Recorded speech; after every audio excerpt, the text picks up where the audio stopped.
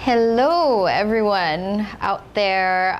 Welcome back to SAT Writing. This is Practice Test B with me, Namgyang, by Masterprep and Barron's SAT Writing.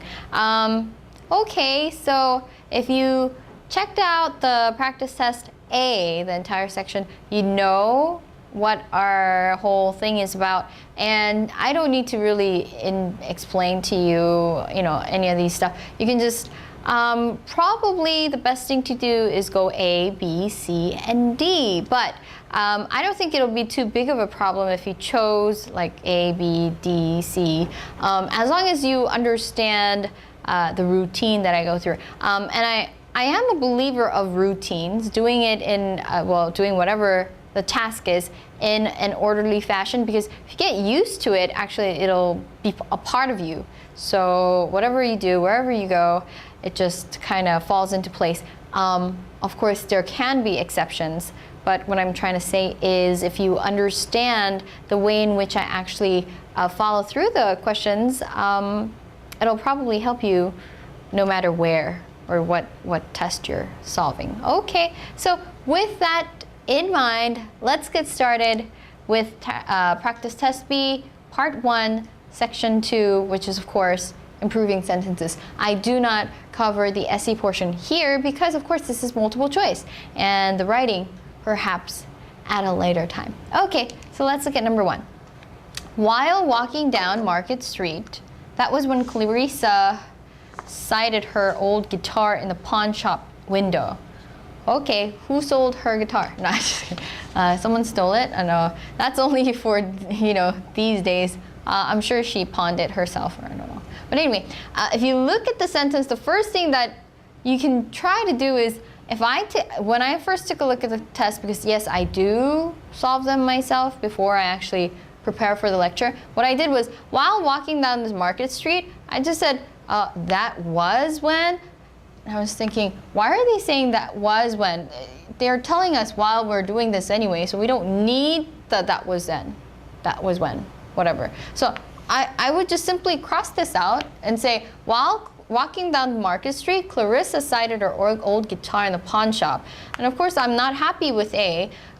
Clarissa sighted her old guitar in her pawn shop window. Wow, okay. Then the sighting of Clarissa's old guitar took the, oh no. Clarissa's old guitar was sighted in the pawn shop window? No.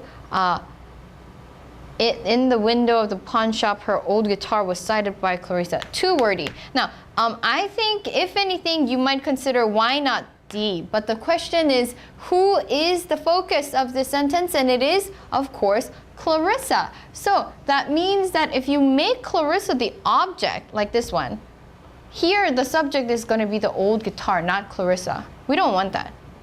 Right? We want to say Clarissa saw it.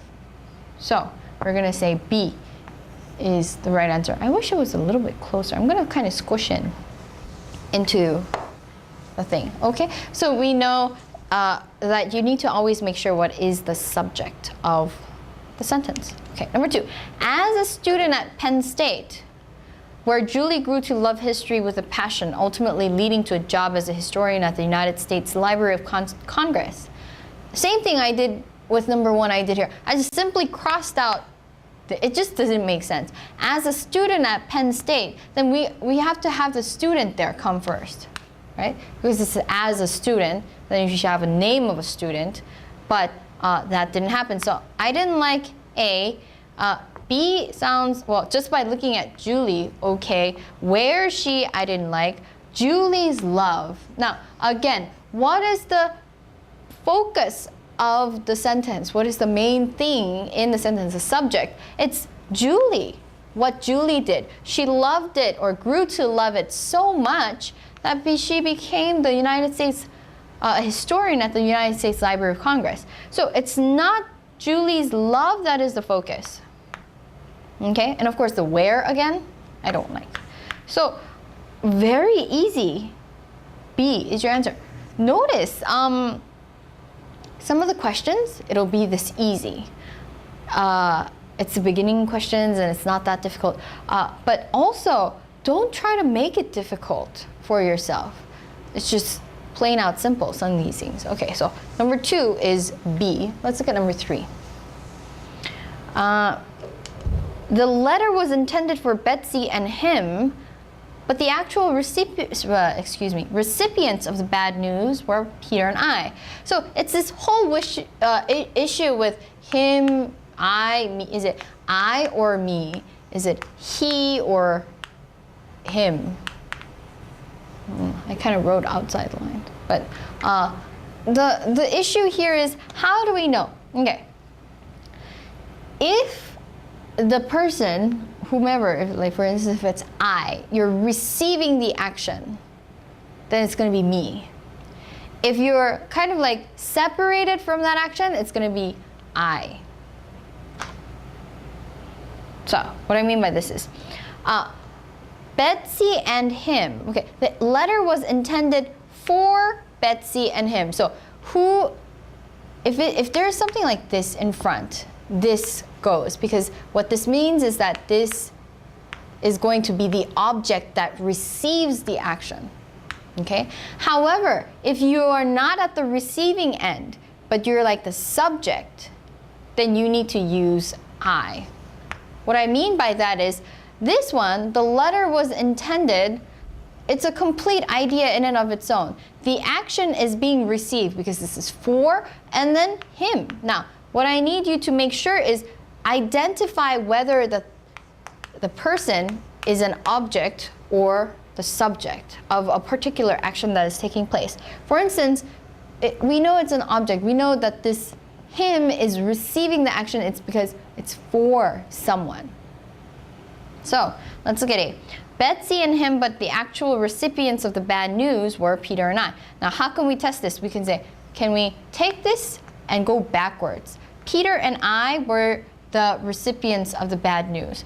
That actually works. Versus Peter and me were the recipients of the bad news. So notice, this actually is a good sentence. Now, I'm not telling you to fix everything so it fits, then in that case, there's no way to test it. But just from what is actually given to you, you're going to test and see whether it makes sense and whether it fits or not. Because either way, it should fit. Now, B, if you look at B.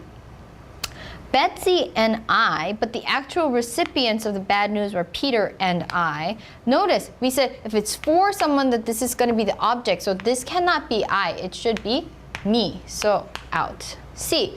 Betsy and him, but Peter and me actually received the bad news. Now, in this case, what is the problem here?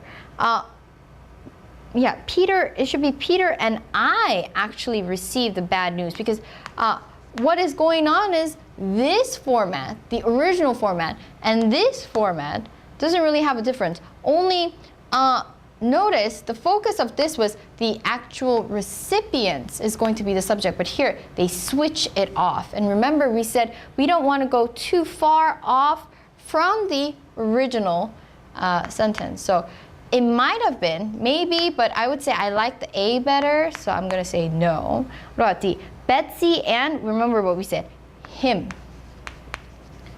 They're at the receiving end of the action, right? Same thing here. Betsy and me. But the bad news was actually received by. Now, in this case, we have was received by. Hint, hint, hint. If it's by, then what does this have to be? Peter and me. Because again, they're receiving the action. It's received by somebody and me. Okay? So the only answer that actually fits in all of this would be A. Got it?